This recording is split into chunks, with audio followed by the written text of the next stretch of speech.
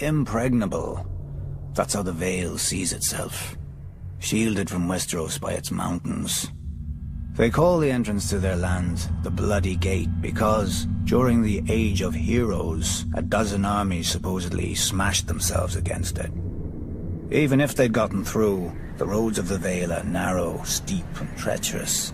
Half their men would have slipped to their deaths, or frozen in the mountain snow. Or so the common wisdom goes. Except the Vale has been conquered. Those vaunted mountains didn't stop the Andals who came by the Eastern Sea. The people of the Vale say that Sir Artus Arryn, the Andal general, flew on the back of a giant falcon and slew the Griffin King on top of the tallest mountain. During Aegon's conquest, one of his sisters did the same, flying her dragon over the Bloody Gate and up to the Eyrie, the Arryn stronghold. And the Arryn boy king yielded the Vale in return for a ride on the beast. Do you sense the theme here? The rationalizing of defeats with mythical beasts and the whims of children, instead of acknowledging the root cause, the arrogance of isolation. The men of the Vale are so proud of their mountains, they can't abide any flaw in them. As with the mountains, so too with their blood. The first Andals landed in the Vale, as its most powerful lords, the Arryns, the Waynwoods, the Corbrays, like to brag. Through their veins runs the blood of the oldest Andal nobility in Westeros, but through their brains runs an even older folly. That blood matters. If it did, those pure-born lords should have been able to exterminate the hill tribes centuries ago.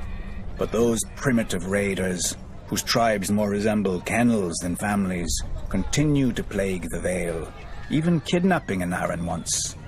Until Tyrion Lannister, an outsider, no Vale lord ever thought to turn the tribes to the Vale's advantage. That a desperate, warlike people could be useful, not to mention inexpensive. But perhaps the Vale lords consider such thoughts beneath them. After all, the Vale's isolation does breed an abundance of honor and pious bleating, which governs their decisions instead of foresight. Like a blind man who can only guess where his horse is taking him. I doubt Jon Arryn had even prepared for civil war when he raised his banners instead of handing over his young wards, Ned Stark and Robert Baratheon, to the Mad King. Honor demanded, and Lord Arryn obeyed. He'd have done the same if the boys hadn't been the lords of two great houses, who could field mighty armies of their own. But perhaps I give him too little credit. After all, if the war went against them, only Lord Arryn had a nice, impregnable castle to retreat into, and he was wise enough to take poor Lysa Tully into his bed to win the Riverlands as allies. Jon Arryn won, then Jon Arryn died. Wisely, the Vale stayed out of all the ensuing chaos.